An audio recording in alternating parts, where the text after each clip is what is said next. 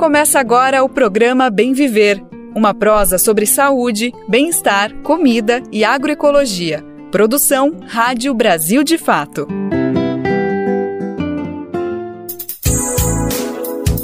E hoje é sexta-feira, dia 31 de maio de 2024, último dia do mês e também aquele meio de feriado. Tenho certeza que muita gente conseguiu emendar o dia de Corpus Christi, tá de folga, tá descansando hoje e também tem muita gente que tá trabalhando. Por aqui no Bem Viver a gente fala com todo mundo, porque a prioridade do nosso programa, dessa produção do Brasil de Fato, é trazer para a pauta assuntos super importantes que dialogam com o futuro do país.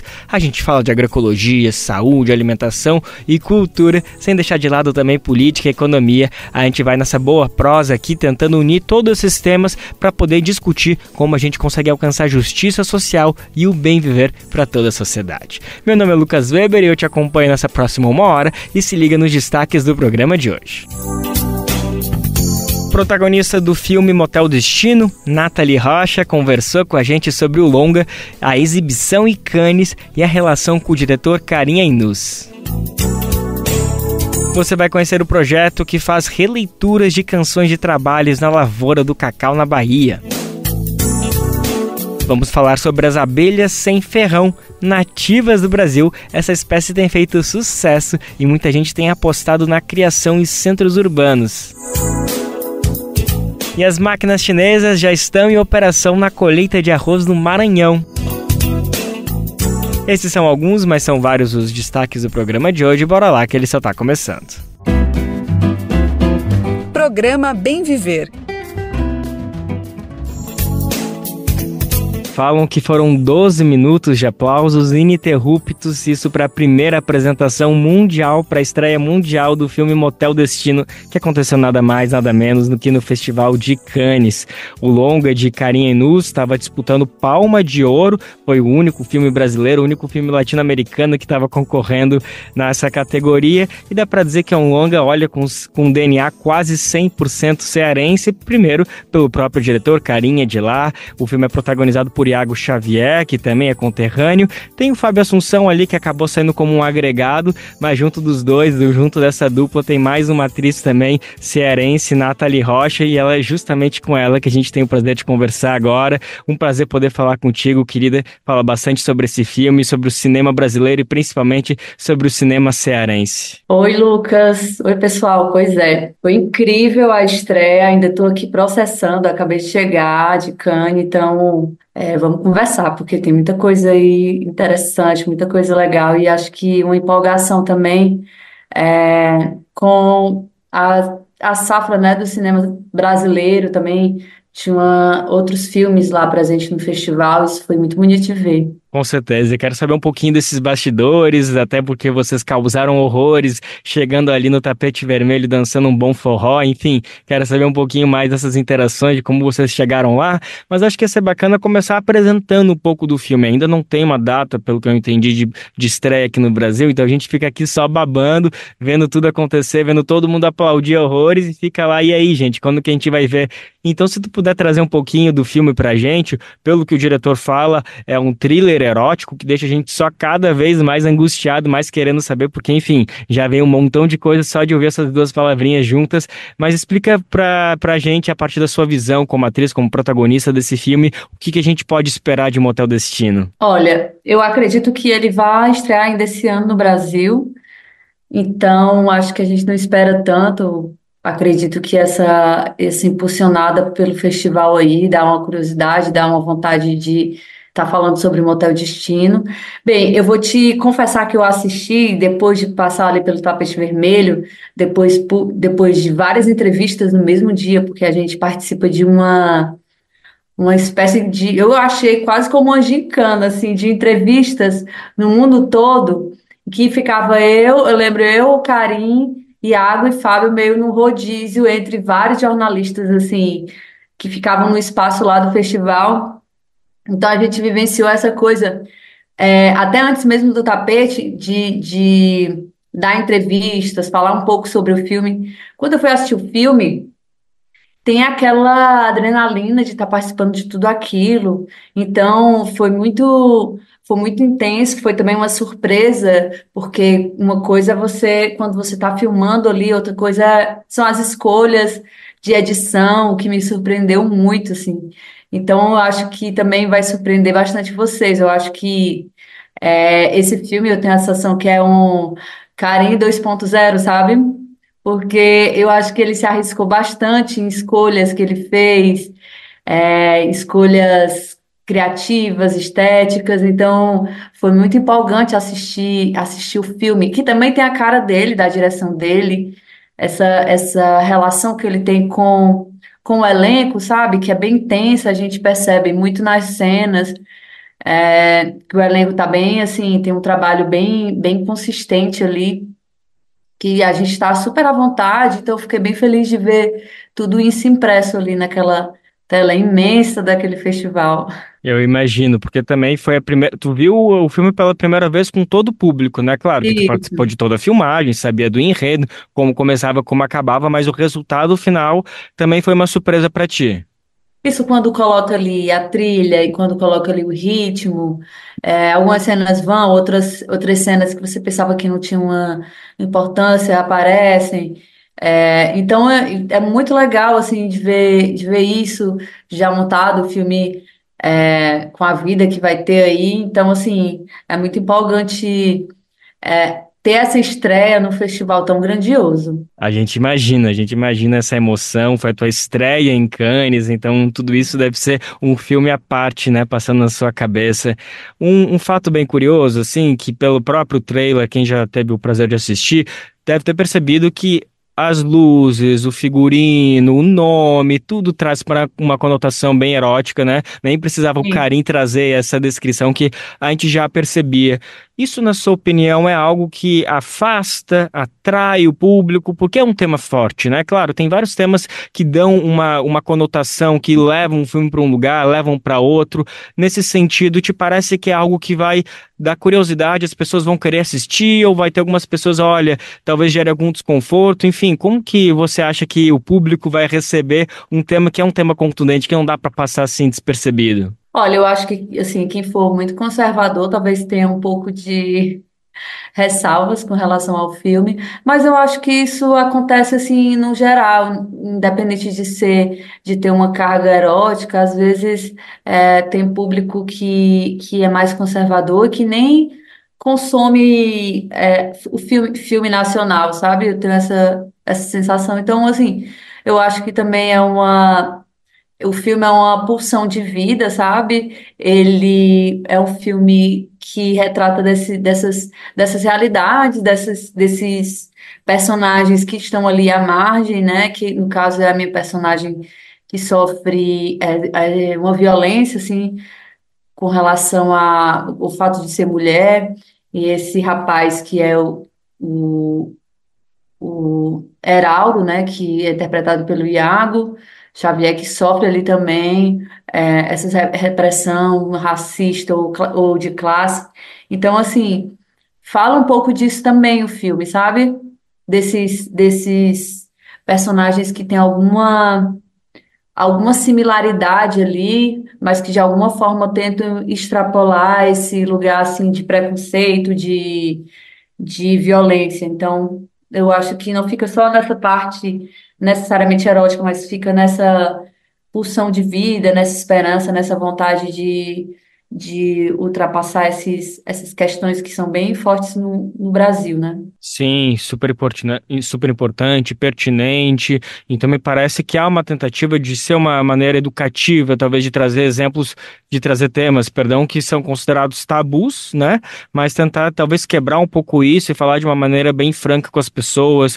Caminha mais ou menos por aí, você acredita? Eu acredito, eu acho que as escolhas estéticas, elas vão também dialogar com a ética, né? Então, assim, as escolhas que do próprio Carim, assim, enquanto sobre o que falar, diz muito de um posicionamento, assim, muito forte, assim, enquanto artista, porque, por exemplo, o filme, ele ia, ele não ia ser filmado, talvez se a gente estivesse em no governo anterior, porque ele foi barrado, foi um filme que, se eu não me engano, ele foi barrado de tentar apoio, patrocínios, ele já teve essa, como é que eu posso dizer, esse jogo contra aí, sabe? Então, assim, acredito que todas essas escolhas, elas têm um lado político também e assim, de liberdade criativa e de vontade do que a gente tem, assim, de dizer, de vontade do que é que a gente tem de colocar para o mundo. Isso dá, acho que no final só dá um incremento extra. Saber que esse filme foi uma tentativa de ser barrado em outro momento só faz com que a gente tenha mais vontade de vê-lo.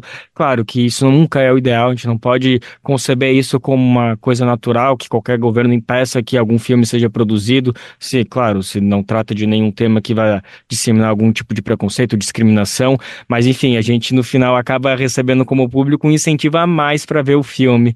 Agora eu queria te ouvir um pouquinho mais sobre a sua carreira, porque você já tem pelo menos 20 anos na estrada aí como atriz de teatro, TV, séries, longas também, mas é a primeira vez que você protagoniza um filme logo em Cannes, né? Que chegada, realmente, literalmente um tapete vermelho nessa estreia. Mas conta um pouquinho, você acha que existe ainda uma concepção do cinema se concentrar nesse eixo Rio-São Paulo que impede a chegada de atores de outras regiões? Por exemplo, você sente que por ser uma atriz cearense, talvez algumas portas estiveram fechadas para você poder chegar e protagonizar filmes ao longo da sua carreira, nesses outros anos, de 20 anos de carreira, pelo menos, que você tem? Olha, primeiro eu me senti, assim, comemorando esses 23 anos, se eu não me engano, de trabalho, assim, com atuação. Eu comecei, sim, falando poemas, depois eu descobri que era a parte mais difícil, declamar poesia.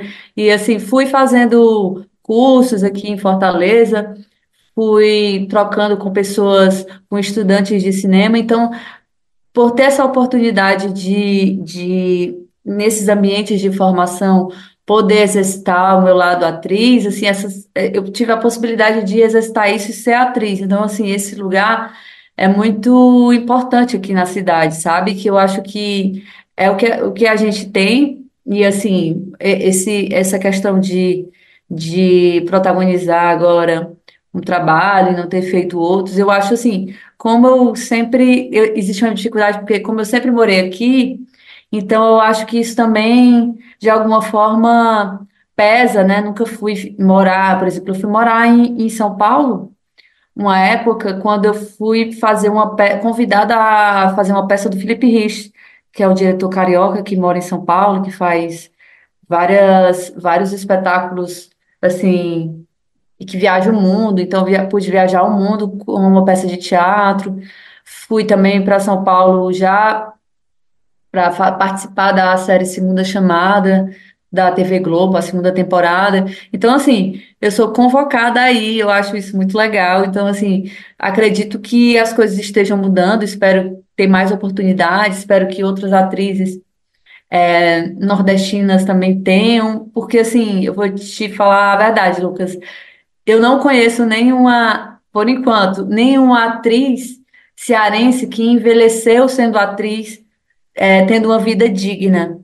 Eu gostaria muito de ter isso, de continuar sendo atriz e ter uma vida digna na minha profissão. A gente pode ter exemplos de várias outras atrizes de todas as regiões do país, assim, do Sudeste, né, do Sul, mas aqui, por exemplo, eu não tenho nenhum exemplo. Então, isso é muito difícil, isso é muito triste, né? Assim, respondendo um pouco a tua pergunta. Eu espero que as coisas mudem e que não só eu, quanto outras pessoas, porque eu já vi muitas atrizes maravilhosas desistirem e ir para o outro mundo porque precisa pagar as contas.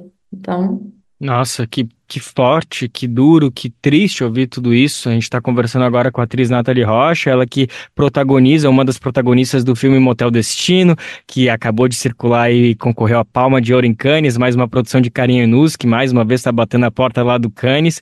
E a gente está falando um pouquinho dela justamente sobre essa identidade cearense do filme. Ela é cearense, o Carinha é cearense, Iago Xavier que protagoniza o filme também é. Também tem o Fábio Assunção que integra esse trio de protagonistas. E queria te ouvir um pouquinho mais se você sente, então, que o filme traz bastante desse DNA cearense para além de ser ambientado no Ceará? Você já comentou que é num hotel ali de beira de estrada, numa região ali típica do Ceará, mas além desse cenário, além do sotaque, além dos trejeitos que vocês trazem, existe mais características? As pessoas, os cearenses vão se identificar também? O Brasil vai conhecer um pouco mais o Ceará, para além desses elementos que eu já expliquei, que com certeza estão presentes? Olha, eu acho que tem um pouco de humor que é mais irônico, que não é um humor tão escrachado quanto a gente está acostumado com o humor cearense, assim, mas ele tem essa questão que é um humor mais irônico, tem a música, a musicalidade, tem as cores, que aqui no Ceará o sol é intenso, assim, a pino, e as cores são muito vivas. O ano todo, é tudo muito vivo. Então, eu acho que essa cor, talvez até essa cor mais saturada do filme, a gente consegue ver facilmente quando você está andando assim, numa cidadezinha, casinhas assim, na beira da praia, tem umas casas com casinhas assim com cores muito fortes, assim, rosa, laranja. Então, isso você vê uma jangada com uma vela assim vermelha, sabe? Tem umas coisas assim que às vezes, quando eu vejo, eu fico, nossa, se colocassem isso no roteiro, iam dizer, ou no filme, iam dizer que ou o roteirista ou a pessoa, a direção de arte pesou a mão, mas na verdade tem muito aqui, assim, é muito forte, muito vibrante, sabe? As cores são muito vibrantes, e eu acho que isso tem muito no filme e uma musicalidade também. Tem muito forró, tem muita música, e assim, a gente é muito praia aqui também, é muito praia, música. Então, acho que o Motel Destino, nesse sentido, ele conseguiu representar bem o Ceará. Ele acabou também representando, também satisfazendo algum dos sonhos, algumas das vontades que você tinha quando você estava comentando agora, se algum diretor de imagem, diretor de arte colocasse todos esses elementos, iam dizer que era brincadeira, que estavam forçando a barra. Enfim, fiquei curioso se você já tinha algumas vontades parecidas que o Karim conseguiu, digamos, materializar nesse filme. Ele acabou casando algumas ideias que você já tinha construído ao longo da sua carreira? Olha, trabalhar com Karim, para mim, assim, eu já tinha feito um curta com ele, então é um diretor que eu já conhecia. Eu fiz 6 etapas de teste, apesar de já conhecer, já ter trabalhado, fiz 6 etapas de testes, e assim, para mim é sempre muito divertido estar na presença dele, porque o Karim é muito. Ele te deixa bem, sabe, com muita vontade de trabalhar, de dar o seu melhor, porque ele se empolga muito. Então, assim, foi melhor do que eu imaginava conviver mais intensamente com ele, com meus amigos, porque ele tá sempre, sabe, como você abanando uma fogueira, um fogo ali, é como se ele estivesse sempre performando dentro do set, sempre convocando a gente a estar ali vivo em cena, de uma forma orgânica, ao mesmo tempo que também a gente ensaiou muito, então quando foi no período de filmagens, eu estava muito tranquila, assim, então foi uma brincadeira bem séria, porque é muita gente envolvida, o cinema, ele, assim, proporciona muita renda, muito trabalho, sabe? Muitas pessoas são empregadas, então é uma indústria ali grande, ao mesmo tempo que também eu sentia essa responsabilidade, essa coisa dos horários, né, de cumprimento mais técnico, eu também me sentia leve, muito feliz de estar ali participando daquilo aqui no meu estado e trabalhando com amigos e num espaço que eu costumo ir, que é na praia, assim, em Beberibe, então estava tudo melhor do que eu imaginava, a produção também com tratamento assim muito legal, muito cuidadoso. Então foi assim uma experiência riquíssima, que agora a gente está aí colhendo esses frutos, espero que colha muito mais também. Com certeza, vai colher com certeza, pelo menos até o final do ano, ainda mais se confirmar essa estreia aqui no Brasil. Vamos falar um pouquinho mais sobre isso, mas antes eu só queria retomar para fechar um pouquinho essa fala da relação com o Karim. Você estava falando, né, que esse foi um filme que ele tentou rodar antes, durante a gestão Bolsonaro, pelo que eu entendi, e não teve o apoio, não teve o devido incentivo, as autorizações, e a gente viu até no próprio discurso que ele falou em Cannes, como ele falou, como foi um período difícil durante a gestão Bolsonaro. Ele trazia bastante isso? Vocês levavam isso bastante para o set? Existia um clima assim de gente, agora sim podemos rodar esse filme? Era algo que acabava envolvendo, acabava entrando até nas preparações de elenco? Enfim, queria entender se essas coisas acabam se misturando um pouquinho ou na hora ali de gravar, essas coisas se diferenciam e fica mais um lado profissional. Fiquei um pouquinho com essa curiosidade, porque como você comenta, ele abana tanto que eu quero saber se ele também joga um pouquinho dessa energia, se vocês também recebem, levam. Olha, assim, quando você tá ali trabalhando, mas você sente uma liberdade, sabe? Você sente uma segurança. Então, acho que isso de alguma forma, sabe? Muitos amigos aqui tiveram filmes cancelados, assim, sabe? O Alain de Botton, que ele filmou Pacarrete, ele teve um trabalho, assim, que foi barrado nesse período. Então, assim, quando acontece, quando a gente sabe também que é um filme, né, que você é político, sabe? Desses corpos que estão ali, feito aqui no Nordeste, tudo isso já tá implícito assim para a gente. Então, o fato da gente estar conseguindo rodar um filme já é algo assim muito grande, sabe? Nesse sentido, a gente já percebe uma grande diferença aí, porque no governo anterior a gente praticamente não trabalhou, entendeu? A gente era perseguida, a gente, enfim. Então, assim, poder estar trabalhando e poder ver os amigos também trabalharem, ver essa repercussão toda, enfim, isso faz com que a gente já durante a filmagem, durante o set, a gente já era uma alegria imensa. É como se a gente conseguisse respirar finalmente. Que bonito, muito bonito. Nathalie, agora só para fechar, queria só entender um pouquinho como foi a relação com o Fábio Assunção, porque vocês estavam numa trinca ali de cearenses, claro, que tinha muito mais gente que talvez não fosse do Ceará, mas eu também imagino que todo o backstage também deveria ser cearense, uma grande porcentagem era. Ele ficou ali um pouquinho de turista, um pouquinho fora, aprendeu, ficou calado para aprender um pouquinho, ou tentou bancar algumas coisas. Enfim, explica um pouquinho como foi a relação aí com esse quase estrangeiro aí durante as filmagens. O Fábio é muito engraçado, assim, eu acho que o fato dele ser, como você disse, um pouco estrangeiro já ajudava para a composição do personagem, como uma pessoa que não faz parte dali daquele universo. Então, assim, ele é extremamente, como é que eu posso dizer?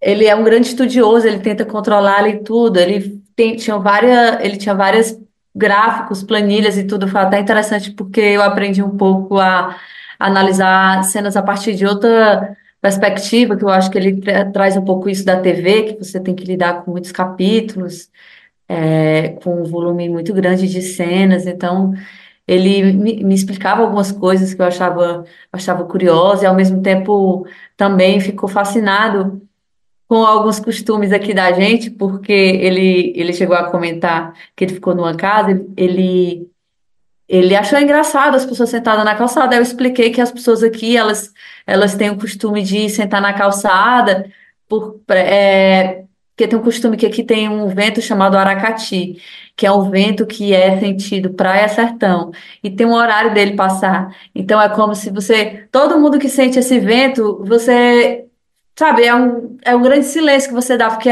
é um vento muito refrescante que vem. Então, as pessoas costumam ficar na calçada conversando. Ele achou isso incrível.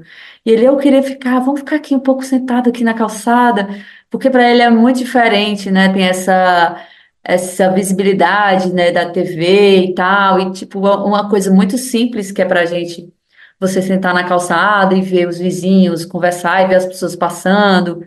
E ficar só vendo o tempo ali passar, sabe? Isso é muito terapêutico também, né? E ele achou muito diferente, muito interessante. Então ele ficou bem imerso nessa cidadezinha que é a Beberibe, né? Ele ficou bem imerso nesse lugar. E, enfim, a gente trocava, assim, algumas coisas com relação ao lugar. E ele sempre super se interessava, que ele está fazendo também faculdade de ciências sociais, se eu não me engano, E ele comentava também um pouco os trabalhos dele e a gente tinha essa troca. Que bonito, que bonito. A gente acabou de conversar então com a atriz Nathalie Rocha, ela que protagoniza, é uma das protagonistas do filme Motel Destino, a mais recente produção de Carinho Nosso, que estava até esses dias lá concorrendo à Palma de Ouro do Festival de Cannes. Nathalie, mais uma vez, muito obrigado pela disponibilidade, foi um prazer conversar contigo e é isso, estamos na expectativa que logo esse filme chegue, e chegue logo esse ano, porque está todo mundo aí na expectativa. Obrigado mais uma vez. Obrigada a você, eu espero, assim, ansiosamente agora outra etapa, que é o filme estrear aqui no Brasil, que também é o charme, eu acho que é o charme, né? A gente ter uma plateia, assim, brasileira, ter essa celebração do cinema nacional vindo agora cada vez mais forte. Viva o cinema nacional, viva o cinema cearense. E uma boa notícia vem lá do Maranhão. Quem lembra das máquinas chinesas, essa parceria do MST, do Consórcio Nordeste e também do país do gigante asiático? Elas já chegaram aqui no Brasil e já estão em prática na primeira colheita de arroz. O estado foi o primeiro a iniciar as colheitas para uso dessa tecnologia. A gente vai entender melhor esses resultados que são extremamente empolgantes. Quem está lá acompanhou tudo isso e conta pra gente é a nossa repórter Mariana Castro.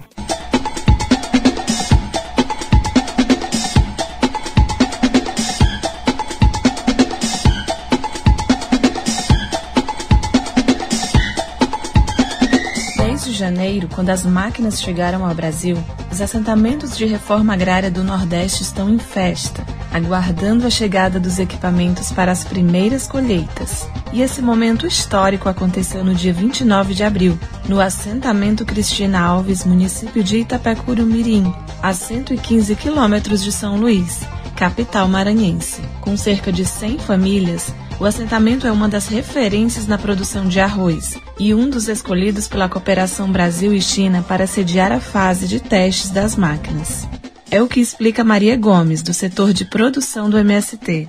A gente dizia que elas iriam para os estados, estão começando a chegar, começando a entrar nesse campo de testagem e aí daqui 1 ano e meio a gente vai poder ter os elementos das possíveis adaptações, das possíveis necessidades que essas máquinas possam apresentar e o desempenho dela trazendo dentro do contexto das máquinas para a reforma agrária, agricultura familiar. Estamos bastante animados, felizes com o que está acontecendo aqui hoje, que é a continuidade daquele processo, mas agora diretamente nas nossas áreas dos assentamentos e aqui no Maranhão, iniciando esse campo, nesses 3 assentamentos, e aí logo depois a gente vai estar dando sequência nos outros estados, Paraíba, Ceará e nas áreas do MST dentro do Rio Grande do Norte. Na primeira tarde de colheita, a cooperativa compara a agilidade da produção com os tempos de foice e facão, garantindo que com acesso à terra, tecnologia e equipamentos, a agricultura familiar é capaz de produzir ainda mais alimentos e, quem sabe, suprir as demandas do Estado.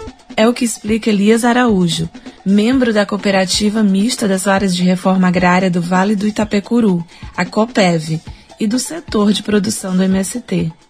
É o primeiro dia de teste, tudo vai ser mensurado, mas já dá para a gente ter mais ou menos uma ideia do avanço que uma pequena máquina faz no campo. O Maranhão é tradicional, tem tradição em produção de arroz, é uma cultura de produção de arroz. E aqui nesse campo que a gente está vendo, a gente já gastou até 25 dias colhendo 1 hectare de arroz. E isso fez a gente fazer refletir de que é isso que fez o arroz do Maranhão cair em produção de área plantada na agricultura familiar. A gente implementou outras alternativas, por exemplo a roçadeira costal, adaptada com disco de corte, que reduzimos de 25 dias para 6. E hoje a gente está colhendo 1 hectare de arroz em 4 horas com auxílio da pequena máquina. O Maranhão é dependente de importação de arroz e a reforma agrária precisa dar essa resposta. Só que para exigir essa missão da reforma agrária, o Estado, a academia, a extensão rural tem que fazer esse aporte de tecnologia. Tem que transferir conhecimento, mas tem que transferir também não só conhecimento, transferir equipamentos, né? Tem que dar esse salto tecnológico no campo. O dia de campo contou com um ato político, com a presença de representantes dos governos federal, estadual e municipal, fortalecendo alianças para a ampliação desse projeto. Como conta o superintendente do INCRA no estado, Zé Carlos. A mecanização é uma realidade, a mecanização é uma necessidade.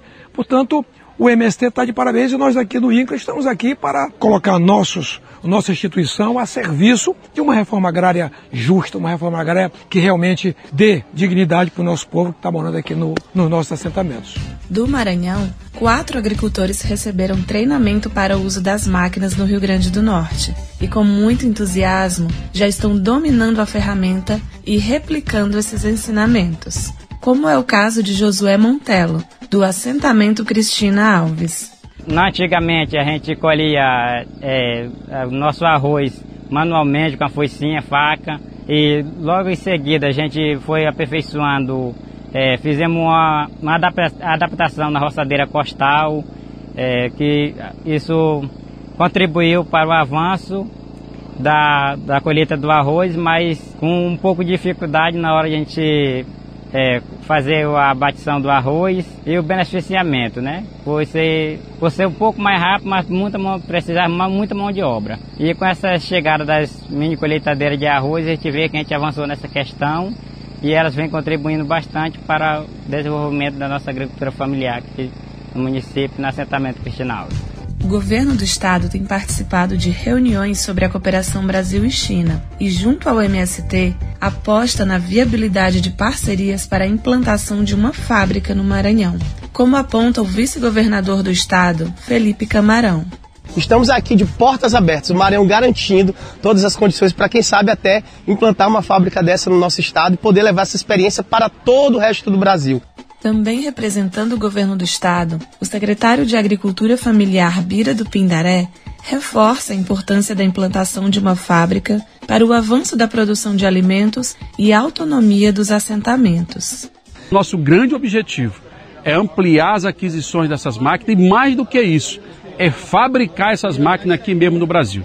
Nós queremos que essa cooperação permita transferência de tecnologia e que nossos agricultores e agricultoras possam dominar este processo plenamente e garantir a mecanização necessária para aumentar a produção, garantindo assim alimentos saudáveis na nossa mesa, trabalho e renda e, sobretudo, preservação do meio ambiente. Esse é o caminho que nós estamos seguindo junto com a MST. As máquinas colheitadeiras já seguiram para o segundo assentamento do estado, o assentamento Diamante Negro Jutaí, no município de Igarapé do Meio, onde o arroz também já estava no ponto de colheita.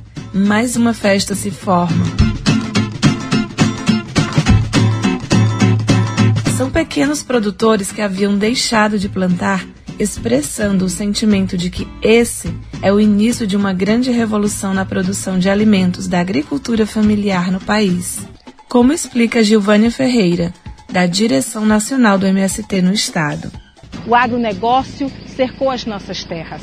De um lado está a soja, do outro o eucalipto, do outro a pecuária e ainda tem o veneno que é jogado em nossas plantações pelos fazendeiros e pelos produtores de soja. Então, essa realidade é uma realidade gritante no estado do Maranhão. E é preciso mudar.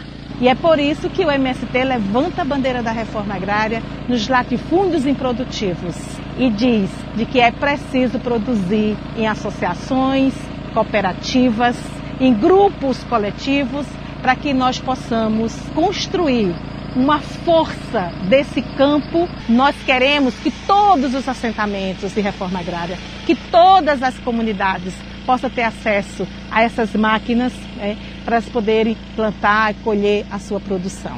E para isso nós queremos que seja instalado no estado do Maranhão essas fábricas em nossos territórios, nos territórios da reforma agrária, para que nós possamos socializar as tecnologias para os camponeses e camponesas matar a sua fome e matar a fome do povo maranhense, do povo brasileiro. Do Maranhão para a Rádio Brasil de Fato, Mariana Castro.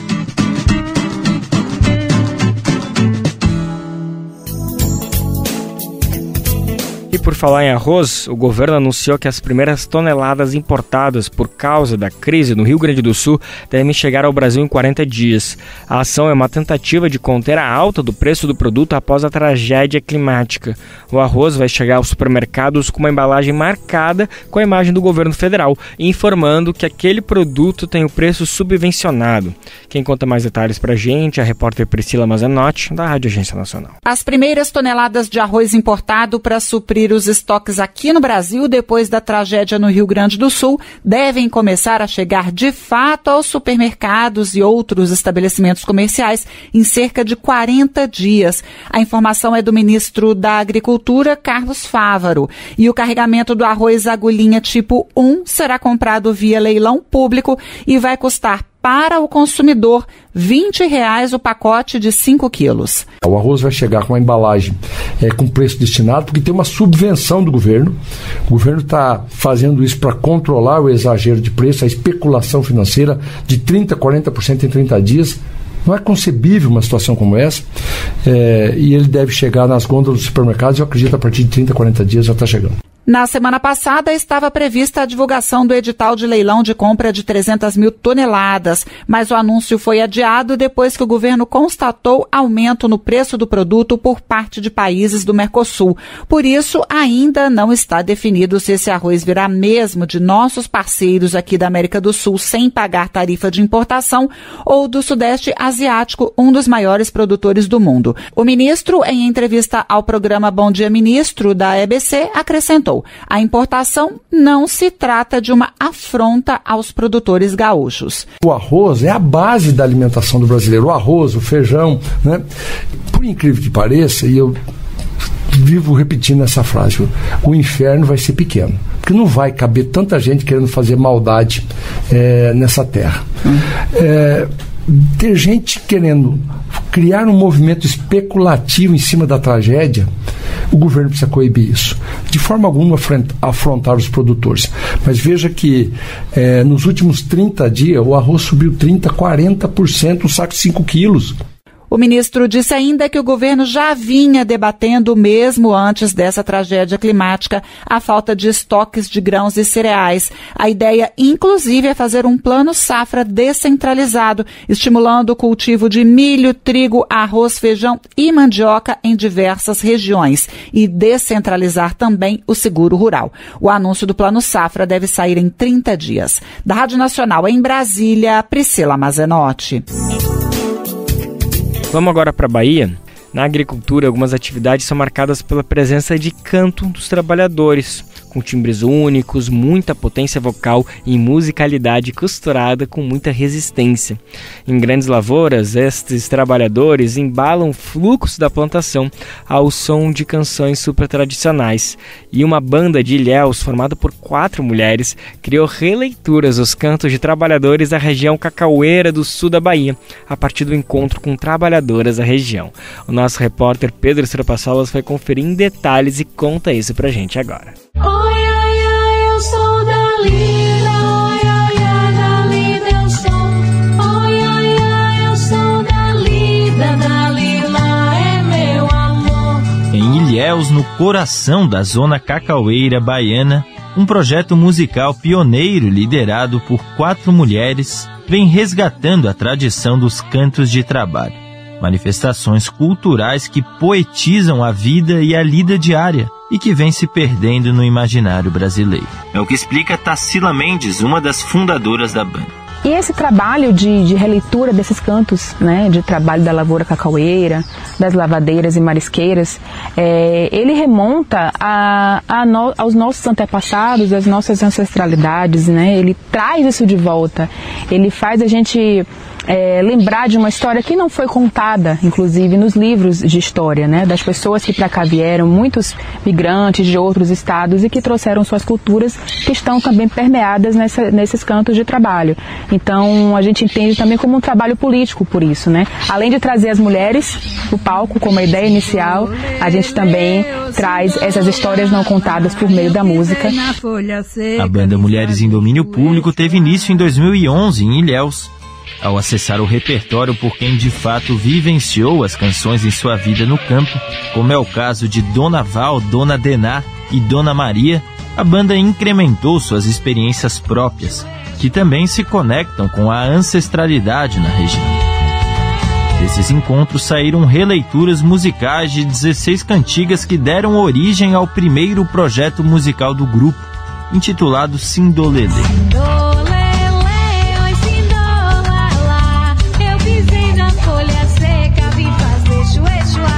Ingrid Luiza conta sobre a importância dos cantos das mulheres para a cultura cacaueira. As mulheres sempre foram muito inseridas dentro da região cacaueira, dentro da cultura da lavoura do cacau, né? Tanto os homens quanto as mulheres que faziam essa toada, as toadas de cantos de trabalho, né? Tanto nas mulheres, tanto na beira do rio, como lavadeiras, quanto dentro da própria lida mesmo, né? Claro que a mão de obra cacaueira majoritariamente era muito masculina, mas também tinham muitas mulheres presentes. Então, isso foi muito importante para podermos guardar e registrar todos esses momentos históricos, né, que com o tempo a gente acaba esquecendo. A banda que dá seu olhar sobre as músicas de domínio público é composta por Cris Passos, Geisa Pena, Ingrid Luiza e Tarsila Mendes. Neste ano se prepara para o lançamento de seu novo disco, Sindolelê 2. O álbum é uma continuidade do primeiro, agora com novas canções. É hoje que a palha da cana voa. É hoje mesmo que ela tem que voar. Para as mulheres, o desafio foi trazer essas músicas da lavoura cacaueira para uma roupagem moderna, incorporando novos estilos. Como conta Tarsila Mendes. A gente lança a mão aí de ritmos como baião, como reggae, como samba, para poder ritmar esses cantos, né? Que, mais uma vez eu falo, eram cantados ali na lavouras, né? Só, entre aspas, o pessoal cantando. E agora a gente traz com um formato de banda mesmo, com 4 músicos tocando e mais 4 cantoras cantando. Recentemente, a banda colaborou com a equipe de direção musical da novela Renascer, da Rede Globo, que estreou em 22 de janeiro. Dona Val, cantora e colaboradora do repertório da banda, e que inclusive já participou do nosso Bem Viver, foi uma das compositoras das canções exibidas na novela Global. Eu gosto de lavar. O disco autoral de Dona Val, lançado em abril, foi todo ele produzido pela banda Mulheres em Domínio Público. Dona Val conta da relação com as 4 mulheres. Me sinto bem com elas porque estão me incentivando muito, muito mesmo. Às vezes eu fico assim, querendo fracassar. Já estou velha, cansada, não sei o quê. Não. E aí elas são firmes mesmo comigo. É por isso que eu digo, minhas filhas. Tarsila reforça que o trabalho da banda continua. A gente traz isso como uma forma de rememorar, de homenagear esses trabalhadores e de trazer as mulheres ao palco também. Não é meia-noite não, não é meia-noite não, não é meia-noite não. Não é meia-noite não, não é meia-noite não, não é meia-noite não. E o galo já cantou. E não é meia-noite não, não é meia-noite não, não é meia-noite. De São Paulo, da Rádio Brasil de Fato, Pedro Estropaçolas.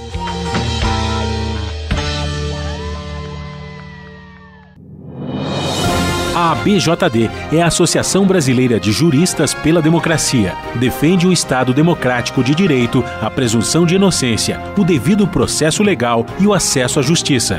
A ABJD é a única organização do Brasil que reúne todas as categorias de juristas.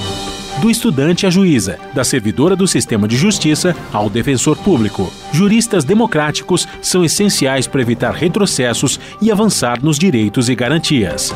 Faça parte da ABJD. Entre no site e associe-se a abjd.org.br.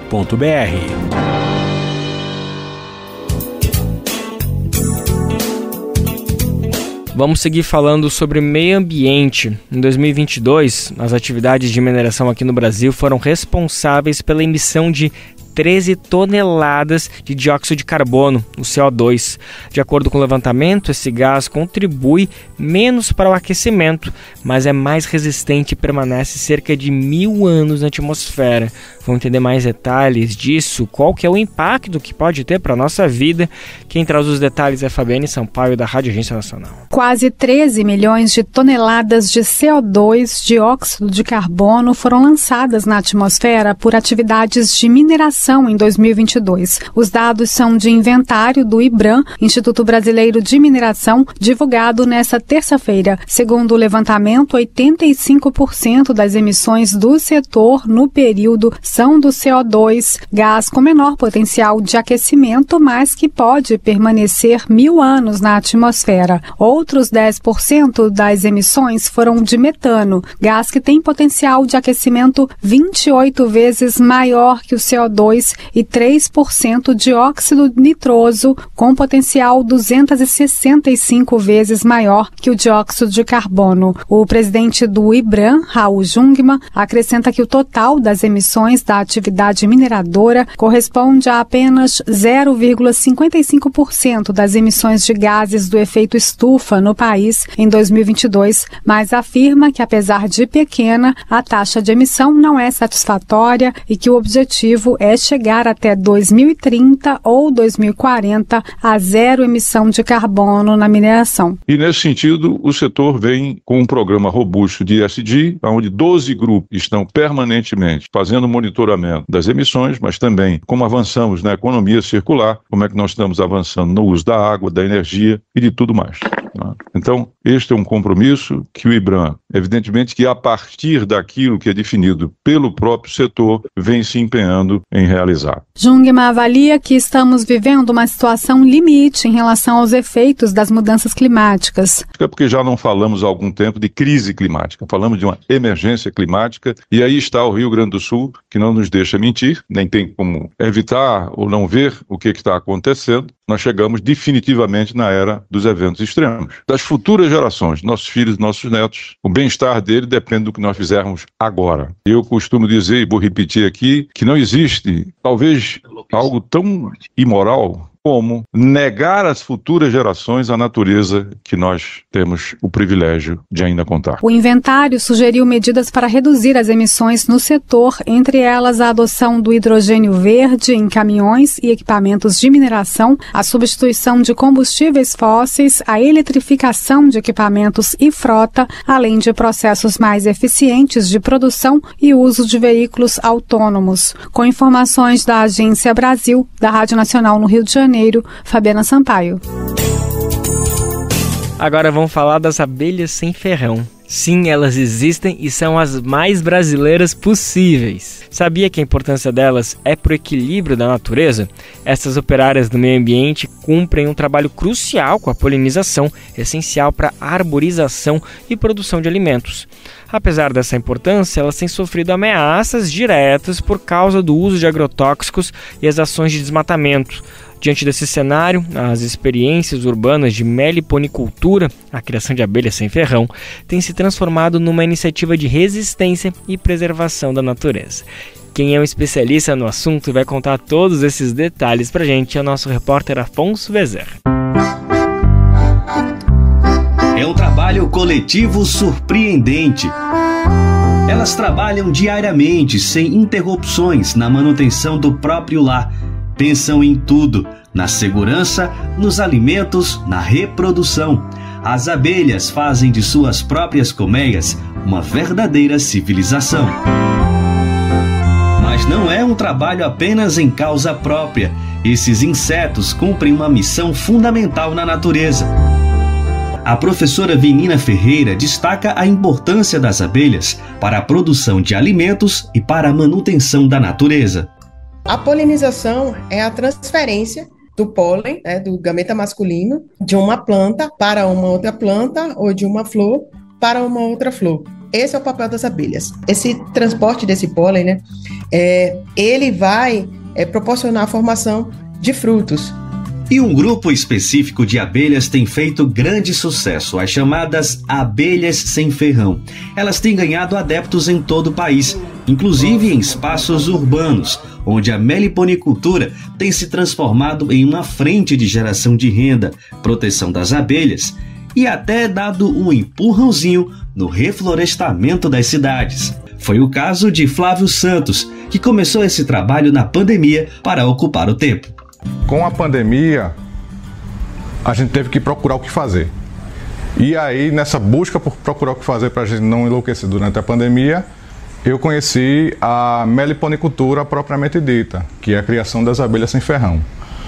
Sendo assim, aí eu comecei a pesquisar, olhar vídeos na internet, conhecer as espécies nativas do nosso bioma, comprei uma caixa, adquiri uma caixa de um meliponicultor já mais experiente e comecei a fazer a criação. Uma experiência parecida com a de Jonathan, morador de Olinda, em Pernambuco. Ele se inspirou na criação do próprio avô para poder começar uma nova, também na pandemia. Meu avô cria, acho que uns 20, 25 anos, 30 anos, eu não lembro exatamente a data. Aí foi quando despertou. Ele disse, poxa, eu quero entrar na atividade. Aí fui entrando, fui conversando com amigos, até adquirir os primeiros enxames. Pronto, daí é um caminho sem volta.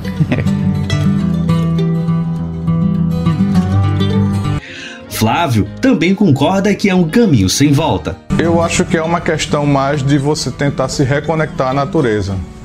Hoje a gente vê muitas pessoas deixando os centros urbanos e indo, entre aspas, se refugiar numa área mais rural, mais campo, que tenha uma proximidade com a cidade para que ela possa resolver seus afazeres. E aí, como a gente não tem essa oportunidade de ter essa casa e fazer, a gente tenta se reconectar de alguma forma. E o meu medo de me reconectar, além das plantas, foi as abelhas. Os meliponicultores podem atuar como os chamados hobbyistas, que criam as abelhas por prazer, e os que buscam uma atividade comercial. O mel das abelhas sem ferrão tem alto valor de mercado, é utilizado na alta gastronomia e também na medicina natural, assim como a cera e o própolis. Com o ferrão atrofiado, estas abelhas nativas do Brasil têm um manejo facilitado e podem até ser criadas num quintal, no meio de uma grande cidade. Elas estão em diversos biomas do país e também são chamadas de abelhas indígenas. A professora Vinina, no entanto, alerta para alguns cuidados neste manejo. Nas áreas urbanas, é muito importante a manutenção dos parques, é muito importante a manutenção de algumas plantas específicas, principalmente plantas que são nativas, justamente para que essas abelhas elas consigam se manter, né? E assim, existem algumas pessoas que criam mesmo meliponíneos e tudo. Então é importante que essas pessoas elas busquem qualificações e cursos para que o manejo seja adequado, né? Para que a gente não tenha um outro problema ambiental. Apesar do grande esforço, as abelhas não encontram vida fácil no mundo natural. Elas estão sob ameaça pelo alto índice de contaminação do meio ambiente por agrotóxico, o desmatamento e as queimadas, e correm risco de extinção. Uma agressão que também coloca em risco a sobrevivência humana. A professora Vinina Ferreira comenta o impacto destas agressões. Se existem esses fatores, né, que são de poluição, de desmatamento, de queimadas, com certeza isso vai ser um risco grande para a saúde das abelhas e também para a sobrevivência delas. A nutricionista e meliponicultora Sabrina Sena explica os riscos que corremos com uma provável extinção das abelhas. Se as abelhas sofrerem mais do que já estão sofrendo, não existirá vida na Terra daqui a alguns anos. Isso é fato. Se não tem abelhas, não tem alimentos. Porque todos os alimentos, a grande maioria dos alimentos que chegam até nós, foram polinizados pelas abelhas. E em meio a pequenas ilhas nas grandes cidades, as abelhas tentam refazer o caminho natural e, voo a voo, contribuem para deixar mais verde o mundo há muito tempo cinza. De Recife para a Rádio Brasil de Fato, Afonso Bezerra.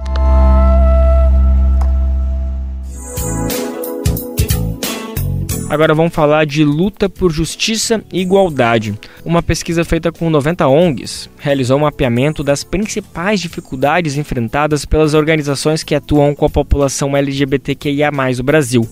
O mapa da luta, como é chamada a pesquisa, concluiu que estes grupos têm dificuldades de financiamento e se deparam com graves episódios de violência. Vamos saber mais detalhes com Nara Lacerda. Uma pesquisa inédita revela que as organizações de luta pelos direitos LGBTQIAPN+, no Brasil, enfrentam uma realidade de falta de apoio financeiro, violência e desigualdade. O estudo mapeou a atuação e os desafios desses movimentos em todas as regiões brasileiras. O preconceito aparece no estudo como um elemento central entre os obstáculos impostos à continuidade e à capilaridade da atuação. De norte a sul, ele está muito conectado à violência e ao conservadorismo. Keila Simpson, presidenta e fundadora da Associação Nacional de Travestis e Transsexuais, afirma que as iniciativas sempre viveram uma realidade de precariedade potencializada a partir de 2016. Primeiro é preciso compreender e considerar que as organizações da sociedade civil, especialmente as LGBTQIAPN+, sempre foram organizações muito fragilizadas. São organizações que trabalham com uma população extremamente vulnerabilizada e estão sempre com o pires na mão, buscando recurso, e uma parcela delas, a maioria, ainda vive muito de recursos e fomento de fundos públicos. Quase nada da iniciativa privada, e muitos dos fundos são editais de financiamento de governo, do governo federal especialmente. No Centro-Oeste, por exemplo, a luta LGBTQIAPN+, esbarra na cultura política heteronormativa, fortemente influenciada pelo agronegócio. Já na região sul, a pesquisa identificou a presença de grupos nazistas e fascistas como um ponto crítico. Também foram observados gargalos consideráveis no acesso a recursos, na formação administrativa voltada a pessoas que atuam nas organizações, nas dificuldades de planejamento financeiro e captação de investimentos. Nas regiões Norte e Nordeste, além da violência, há muitos empecilhos para o acesso a financiamento e capacitação. A questão administrativa também foi observada no Sudeste. Nessa parte do Brasil, a distribuição de recursos na região reflete desigualdades estruturais da sociedade brasileira, com mais financiamento para organizações representadas por homens, gays, cisgêneros e brancos. Keila Simpson ressalta que, sem as organizações, uma parte importante da população LGBTQIAPN+, fica sem acesso a políticas públicas essenciais. Segundo ela, é preciso explicitar essa realidade para a sociedade em geral. Tem uma parcela da população que necessita de ações importantes e impactantes. E é necessário que tenha, de fato, um diálogo entre a sociedade para a compreensão de que essas pessoas precisam sim dessas ações pontuais, e aí não estamos falando de nenhum privilégio. Não estamos falando de uma população que está ali esperando ou que está pela rua fazendo mimimi. Não é isso. Essa população de fato vive à margem e não tem possibilidades de acessar muito dos serviços, as próprias políticas, se não tiver projetos que vá trabalhar nessa perspectiva. As organizações apontaram que, mesmo dentro de uma mesma região, há desigualdades entre estados e cidades. Nesse processo, as áreas rurais enfrentam mais desafios que as urbanas. Movimentos formados por populações mais vulneráveis também estão na lista dos que recebem menos visibilidade. Isso atinge organizações formadas por pessoas com deficiência, negras, indígenas, transexuais e mulheres. A pesquisa foi realizada em parceria entre o projeto Pajubá, iniciativa da Associação Brasileira de ONGs, a Associação Nacional de Travestis e Transsexuais e a Associação Brasileira de Lésbicas, Gays, Bissexuais, Travestis, Transsexuais e Intersexos. Mais de 90 organizações foram ouvidas e, além dos dados qualitativos, o estudo traz depoimentos das lideranças dos movimentos. De São Paulo, da Rádio Brasil de Fato, Nara Lacerda. E assim a edição do Bem Viver de hoje fica por aqui. Semana que vem a gente está de volta, não sem antes agradecer demais a tua companhia e lembrar que o nosso programa vai ao ar de segunda a sexta-feira, sempre a partir das 11 horas da manhã pela Rádio Brasil de Fato para o mundo inteiro via internet. A partir da 1 da tarde a gente chega junto com a Rádio Brasil Atual, a nossa parceira RBA 98,9 FM aqui na Grande São Paulo.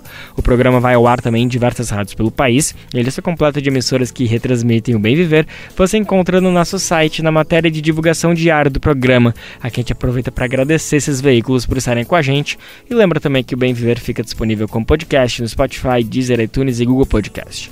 A apresentação deste programa foi de Lucas Weber, roteiro de Afonso Bezerra, edição e produção de Camila Guiar, Daniel Alamir e Douglas Matos, trabalhos técnicos de Lua Gattinoni, Edson Oliveira e André Paroche, coordenação de Rádio e TV Monize Ravena, diretora de programa de áudio Camila Salmásio, direção executiva Nina Fidelis, apoio toda a equipe de jornalismo do Brasil de Fato. Até semana que vem, gente. Bom descanso. Tchau, tchau. Você ouviu o programa Bem Viver, uma prosa sobre saúde, bem-estar, comida e agroecologia. Produção Rádio Brasil de Fato.